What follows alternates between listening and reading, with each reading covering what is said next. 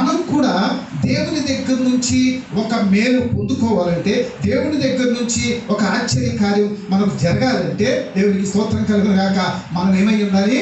దేవుని బిడ్డ అయి ఉండాలి. పరలోక రాజ్య వారసులై ఉండాలి. పరలోక రాజ్యపు ఏమై ఉండాలి? పౌర్ణమై ఉండాలి. దేవునికి స్తోత్రం. హల్లెలూయా. పౌలు అందుకే చెప్తాడు, మనము పరలోక రాజ్య పౌరులము. ఈ లోకంలో మనం యాత్రికులు మాత్రమే. దేవునికి స్తోత్రం. మనం చేరవలసిన గమ్యం పరలోకం. ఇక్కడ నేను చెప్పేది ఏంటంటే, ఈ పరలోక ప్రాప్తి లేదా ఈ పరలోక వారసులైన మనకు ఇక్కడ ఏదైనా అసాధ్యం అనిపించవచ్చు, మనకు అసాధ్యం అనిపించవచ్చు. నేను ఇల్లు కట్టుకోవడం నాకు అసాధ్యంగానే ఉంటుంది, ఒక ఉద్యోగం సంపాదించుకోవడం మన బిడ్డలకు అసాధ్యంగా ఉంటుంది, వ్యాపారంలో సక్సెస్ అవ్వడం వ్యాపారం చేసే వాళ్ళకి అసాధ్యం అనిపిస్తుంది. దేవునికి స్తోత్రం కలుగునాక. కానీ వాక్యం ఏం చెప్తుందంటే, ఫిలిప్పీ రాసిన పత్రిక 4వ అధ్యాయం 13వ వచనం ఒకసారి చదవండి. 4వ అధ్యాయం 13వ వచనం.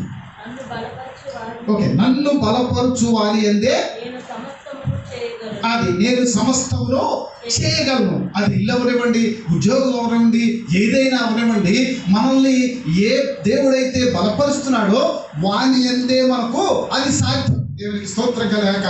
వాని అందే అది మనం సాధించగలుగుతాం. దేవునికి స్తోత్రం. అంటే మనం నమ్ముకున్న దేవుడు మనకు అది సాధింప చేయగలుగుతాడు. మన జీవితంలో ఆశ్చర్య కార్యాలు జరిగిస్తాడు. మన జీవితంలో మరి అనుకోని కార్యాలు ఆయన చేస్తాడు. అవి మన చెవులకు వినపడవు, మన హృదయాలకు గోచరించవు, మన కంటికి అవి కనబడవు. అవి జరిగిన తర్వాత ఆహా దేవుడు ఎంత గొప్ప కార్యాలు చేశాడు అనే సాక్ష్యం తప్ప మనకు అవి జరిగినప్పుడు అర్థం కాదు. అని చెప్పి ఆయన చేయట్లేదా అంటే, ఆయన అన్నీ చేసే దేవుడు, అన్నీ మనకు సమస్తములో చేయగలిగినటువంటి దేవుడు. మనకు సాధ్యం కాదు, మన వల్ల అవదు. అదే ఆశ్చర్య కార్యం అన్నా కానీ లేదా ఒక అద్భుత కార్యం అయినా కానీ ఏంటంటే, మనకు అసాధ్యమైన దాన్నే మనం ఆశ్చర్య కార్యం అంటాం. మనకు అసాధ్యమైన దేవుడు మన జీవితంలో జరిగించినప్పుడు అది ఆశ్చర్యాన్ని కలిగిస్తుంది మనకి. అదొక అద్భుతం. అది ఎలా జరిగింది? అలాంటివన్నీ దేవుడికి సాధ్యం. కాబట్టి ఆయన అన్ని సాధ్యపరుస్తున్నటువంటి దేవుడు. దేవునికి స్తోత్రం కలుగునుగాక. హల్లెలూయా. మనం పరలోక పౌరులు అయినప్పుడు, ఆయన ఆశ్రయించినప్పుడు ఆయన అన్ని సాధ్యపరచగలిగినటువంటి దేవుడు. దేవునికి స్తోత్రం కలుగునుగాక.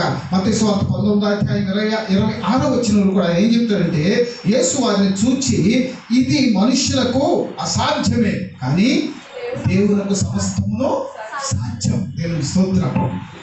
కాబట్టి మన జీవితంలో అసాధ్యమైనటువంటి కార్యాలు, మనం సాధించలేనటువంటి కార్యాలు అనేక మన జీవితాలకు అవసరమై ఉన్నాయి.